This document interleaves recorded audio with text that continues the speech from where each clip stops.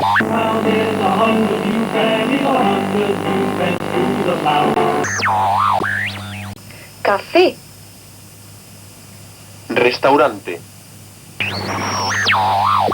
However, these spirits, who are hearing the gospel of Jesus Christ,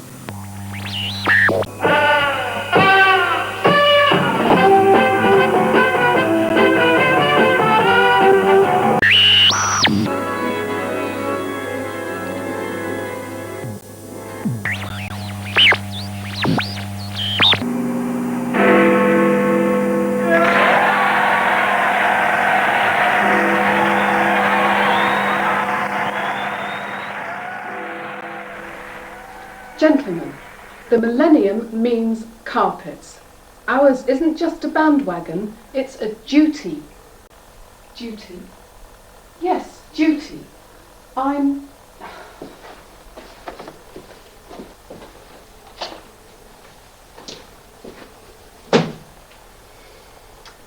obliged you came here to boost our plans at the expense of time with family and loved ones. If indeed any of you are loved. Excuse the drawing, but I'm a senior executive, not Rolf Harris. Mr. Wellington, you made me jump. I was just practicing my speech. You're late. Yes, Miss Ferrier, I'm sorry. I had to get the bus and walk. I couldn't move for people out there. At this moment in time, I was beginning to wonder whether I was the last person left on Earth. Oh, I saw Lawrence Matthews on the way up. That reminded him about the meeting. He said he has to see the Millennium Inn with his little girl. She's got tonsillitis. Sorry, I don't understand. What's so special about tonsillitis that it has to become part of the New Year festivities? Now you're here, Mr. Wellington, let's see your distribution estimates.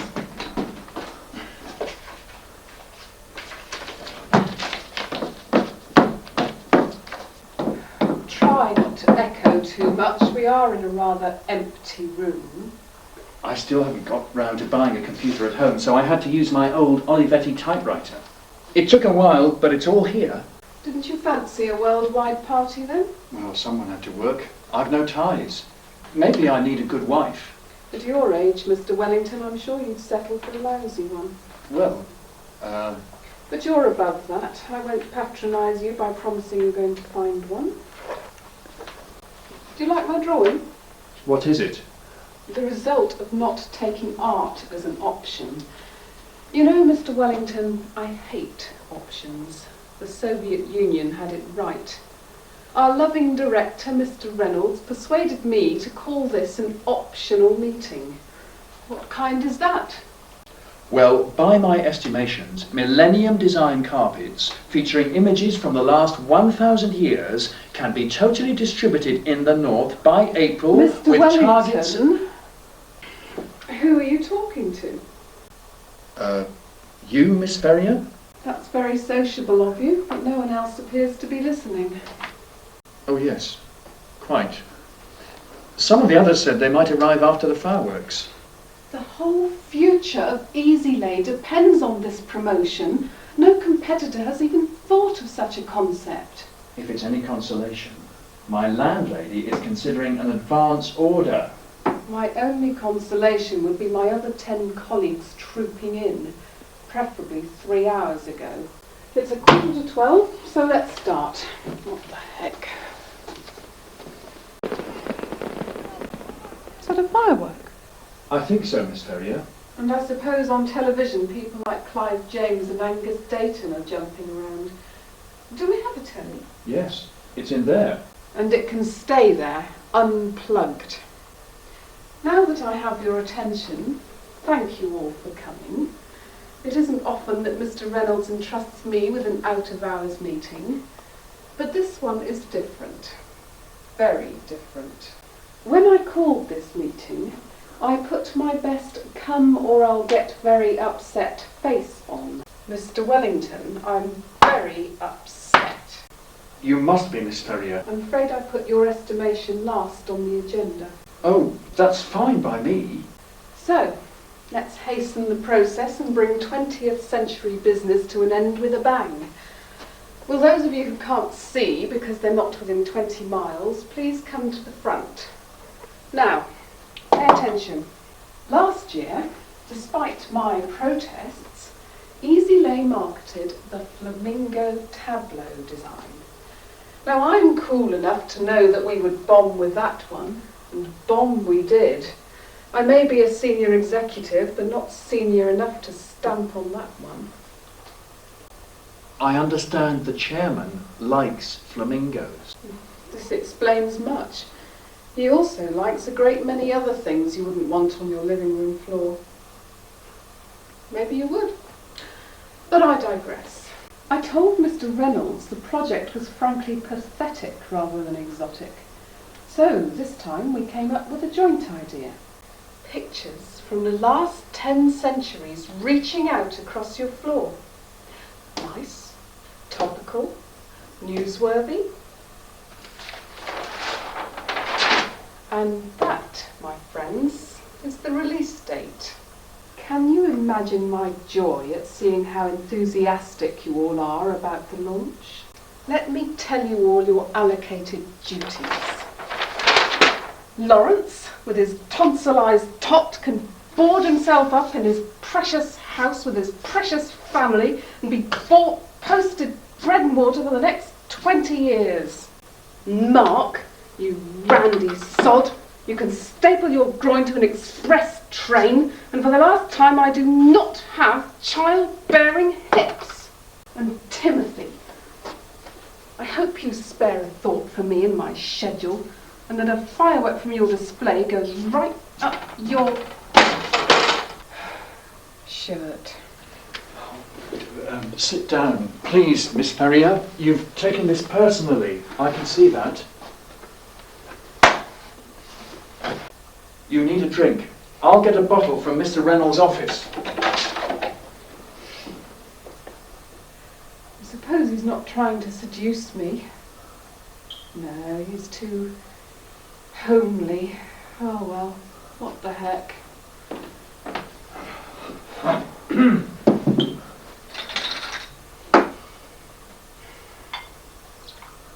There now. I guess my estimations are useless without feedback from the others. And in 10 minutes, those 10 men, those wastes of taxpayers' money and mine, will fall off the end of the century. There were you trying to promote the Millennium. Why didn't you join them? And do what? Life goes on. Did you think the others would really give up their celebrations? Have you got a family doing things? Oh, they do things. They bugger off to Australia and get old. I wouldn't know one end of a husband from another. There'll never be a Mr. Tracy Ferrier. I like people, not that much. If we're going to be this informal, I'd better close the meeting. Meeting closed. You're all fired. After tonight, we have no operational computer, a mockery of a target, and according to Nostradamus, no future. My friends, may I introduce you to Doom? What are you doing? Locking the door.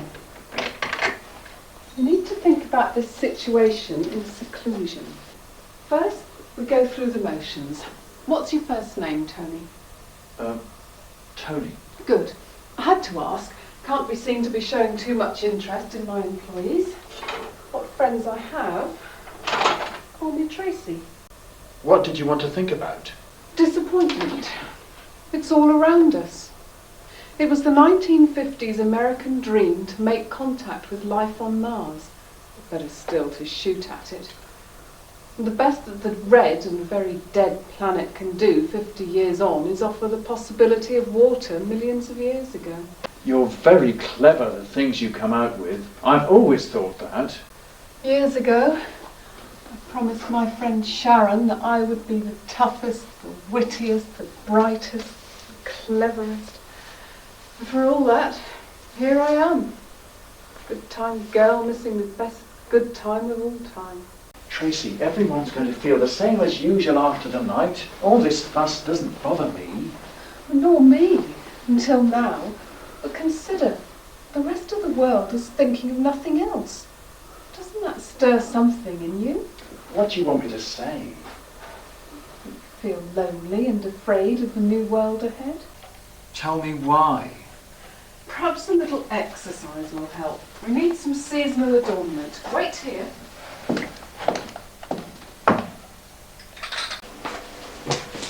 Sorry, Mr. Reynolds, I'm offering you a palaver. Do you know, I think there's more chance of these Christmas lights working than any of our computers after midnight. Christmas tree lights. Now there's a great 20th century malaise. Have to get them in somewhere. So you are intending to mark the occasion? In our own way. We've been abandoned here, so let's do our own thing. Shall I get some music? Perish the thought. We want a nice, gentle, all the guests have gone home type atmos. A kind of atmos to contemplate one's soul. You haven't cracked up, have you? What if I have? When something cracks, it isn't always a yolk that drops out. Sometimes a chick is born. Ho, ho, ho. Now, Mr. Wellington, you are going to do exactly as I say. Lie down. I hope you know what you're doing. In less than 10 minutes, our oh so proud, war-mongering, coke-swilling, football-encrusted 20th century will be no more. And with it, the life and times of Tony Wellington. I'm not going to die. Your 20th century is. What did it do for you, Mr. Wellington? In the last moments of your old life, confess your most brazen moments, my son. You want to know my favourite memory? Moses saw the promised land. Why? Because, Einstein, like all the best lovers have said, you'll thank me for it in the morning. Treasured memory with feeling, Mr. Wellington. Now! I had a really good scout camp once. Haven't you got any juicy stories about girls? I had one once. I met her at the bank. We worked together. Well, I worked for her. She was my boss. Great. Now, think me into this experience. We've 6 minutes. Right, okay. A street after hours. A girl in a fur coat. That's Sandra, my boss, and we're walking in the moonlight to the bus stop. And? Come on, I want rose-coloured ecstasy. We argued a few days after that, and I finished with her. Well, she finished with me, and then a few days after she sacked me. What a bitch. Was she really your highlight, apart from the scout camp? Small mercies and all that? 4 minutes, Tony. You can avenge yourself yet. Sit up. Tell Sandra what you think of her. Use what little imagination you've got in what little time we've got left. Look at me. Think of me as Sandra. Rebuke me for the wrong I've done you, Mr. Wellington. Right, Sandra. You ruined my only precious moments. You... Seal-coated hussy? Yes, seal-coated hussy. Get the hell out of my life, and I want a jolly apologetic letter, or you'll rue the day you ever met me. If I'd only said that. Capital, Mr. Wellington. Now, let's go and make Andy Stewarts of ourselves and see if our hardware is going nuts. Oh, no, you don't, Miss Ferrier. I haven't heard your 20th century moment. We've 3 minutes, Tony, baby. I've done so much in 33 years. Law, travel, sacking people, being frightfully inaccessible. All right, you win. I've always cherished the pillow incident. You've got less than 3 minutes, Tracy. Hit me with it. I was in Canada, hotel hopping with a university friend. I was 17. There was this Spanish room service man, Juan. Said he used to be a matador. I was easy to impress then, as you can imagine. Much less businesslike about relationships. I'd use every excuse I could think of to have Juan bring something up to my room. One night, it was just my friend and I, and she was showering. And I lured Juan out onto the balcony, and we snogged for a full 2 minutes. Where does the pillow fit in? Well, he did the linen, and one of the pillowcases smelt of his aftershave. So I took it up to the overlooking mountain, and snogged it all night long in the moonlight. I see. I take it Juan wasn't available. Well, he was a busy man. Well, don't look at me like that. Sometimes the simplest of events are the happiest. Or if you like, I shall never know how disappointed I would have been. Watches, quick, a minute to go. In this era, Mrs. Thatcher, Terry Wogan and Hitler will be as distant to us as Genghis Khan and Noah. We must watch that computer. Any moment now it'll be party time. And when it is, bang! Shall I turn the radio on for Big Ben? Certainly not. This is our little world. Do you think 1,000 years ago they tuned into some old clock? Any last requests? Yes, a moment of solemn reflection. I can see my solemn reflection in the screen. Tony, silence! You Philistine, leave it alone. What are you doing? Just phoning the speaking clock. I want her to be there for us at the end, just to be sure of the time. I bet she was there 1,000 years ago. Three's a crowd, you know. There's nothing that la-di-da can tell you that I can't. Nothing? 3 minutes past? I can't believe it. It's gone past without us.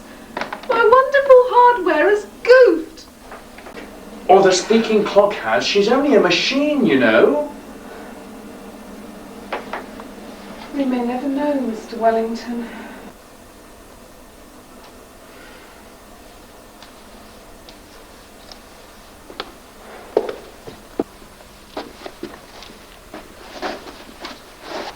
Well, here we are, rattling around in the 21st century. Time has no meaning, technology flaps helplessly, and Judgment Day has arrived. Happy New Millennium, boss. Get